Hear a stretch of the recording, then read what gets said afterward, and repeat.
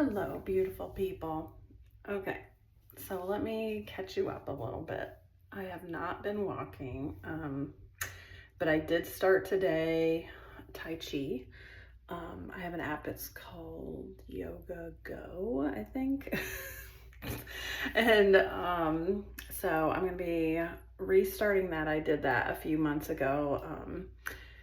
To kind of get ready to start walking. And since I haven't been walking, I've been, busy with family and stuff.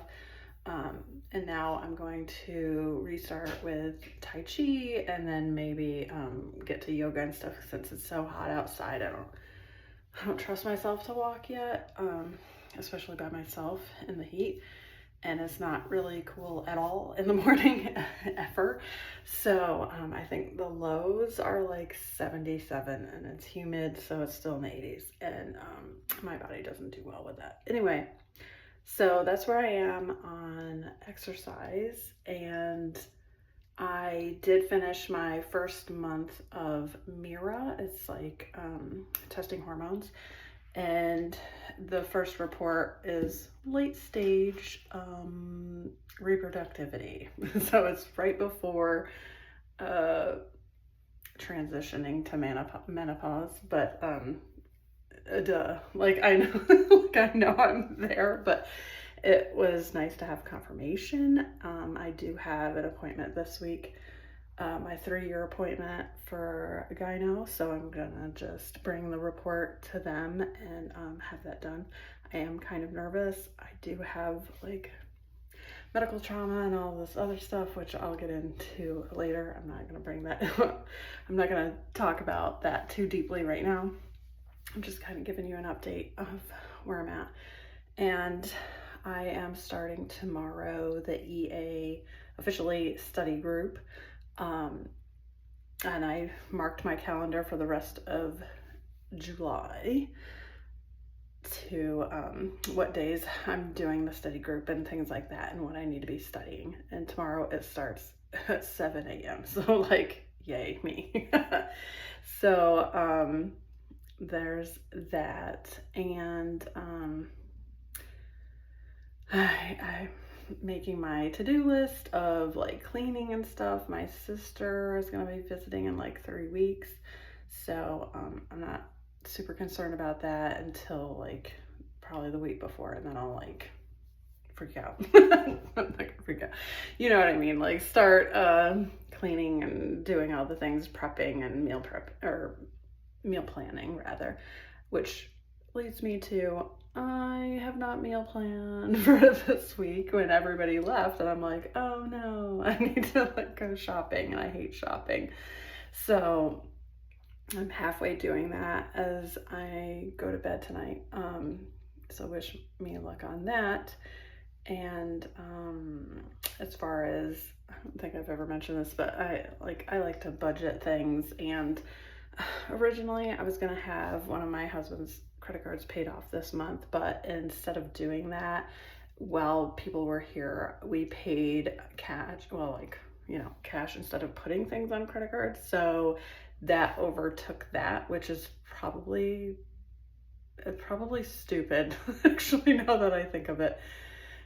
If you know anything about credit cards, so like we could have paid that money on a credit card and then put more money on it, and then would have equaled out the same and then been less interest. That would have been the smart thing to do, but I did not plan for that. I did not think of that because I was like, I don't want to put anything on credit cards. So I messed up on that. So going forward, I will not do that. And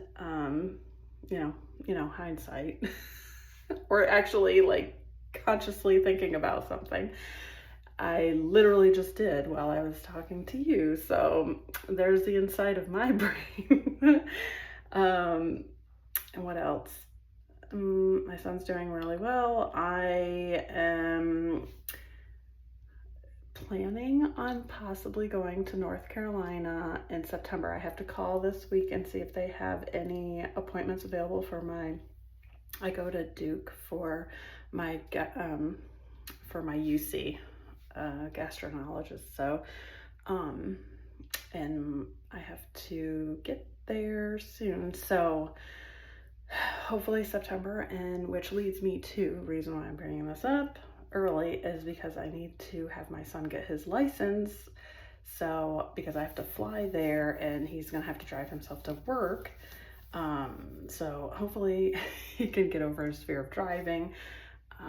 He has his permit, he just hasn't gone for his license yet, and he's just super scared. So I'm gonna have him start driving himself to, like me in the car, I'm gonna have him start driving to work. I just didn't want to overload him with driving and work all at the same time. I'm sure he can handle it. It's just he tends to have an anxious brain. I don't know if it's like this generation, they're just very scared to drive, don't want to drive, don't have the drive to drive, which is so weird because that was like literally I could not wait to get my license and get out of town, right? So it's just different now. Anyway, so there's that. And then my daughter is visiting her daddy right now, and oh, that's the update. So I don't know if you recall a couple videos ago, the day before she left, I started getting a headache, and then I had to drive her to the airport, and then I still had a headache the next morning, and as soon as I got home, and I hugged my husband, and I started to cry. So I don't want to cry, but like that relieved, like my headache went away 50%. So I'm pretty sure it was just emotional stress that was just building up in my head. And then eventually it went away within a few hours.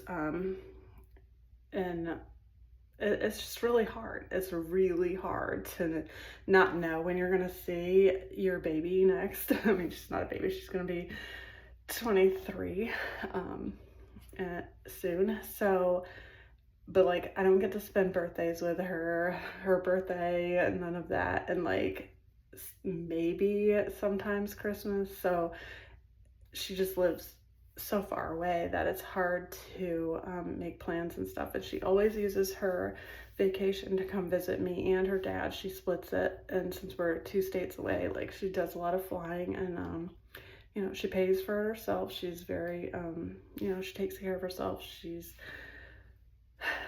a full-ass adult. So it's just hard because I don't realize how much I miss her until she's with me. And then it's just really hard letting her go again.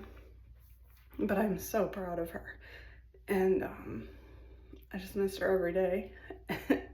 Luckily, she's a helicopter kid and she calls me constantly when she's away. But it's just so different. Like, I don't feel like that longing. Like, after a few weeks or whatever, when she goes back and she calls me and we get in our routine again, it won't bother me as much. But I think it's just so hard, like when she visits and I get to physically hug her and have her right next to me and watching the same shows or doing things. Sharing space is just really hard to transition to let her go. Especially not knowing when the next time I'm going to see her is. So, I love her, and I wonder what it's going to look like when my son graduates. Like, where is he going to go? Like, what's he going to do? Because I would have never imagined my daughter being in the military. She did not decide until a few months before graduation, so you just never know.